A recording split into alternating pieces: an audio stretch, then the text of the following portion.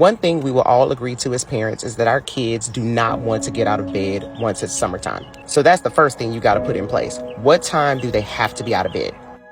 The next thing I know is that it usually takes about 2 hours to do each of their chores. So now we're going to discuss what time of day you're going to actually get up and do your chores. My middle son chose from 1 to 3 p.m. and my older son chose from 2 to 4 p.m. And I was completely fine with that.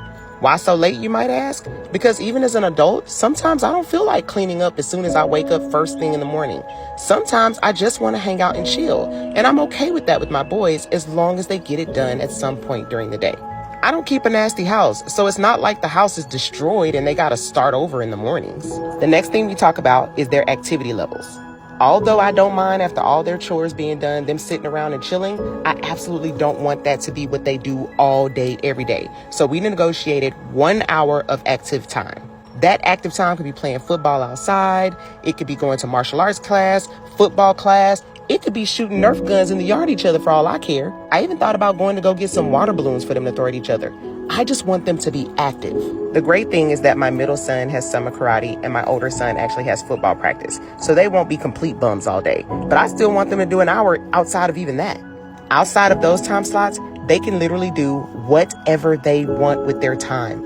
I am not going to dictate that part for them. It is at this part of the negotiation that we set in stone. You are going to clean between this time and you're going to be active between this time, and you are going to clean this time and be active between this time. I'm not going to bother you during your non-active time, and you're not going to bother me when it's time for you to be cleaning.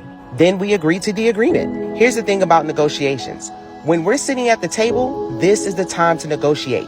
Everything is negotiable, but once the negotiation is complete, it is non-negotiable. They are now forewarned that if your cleaning is not done during the time that you are scheduled to clean, then any and all activities over the weekends, be it with myself or with your friends, are gone. You're not going to have that activity. This schedule is super easy, so they're not even allowed to mess up once. Now we're all on the same page, and I don't have to worry about the stress of them being all over the place for the summer.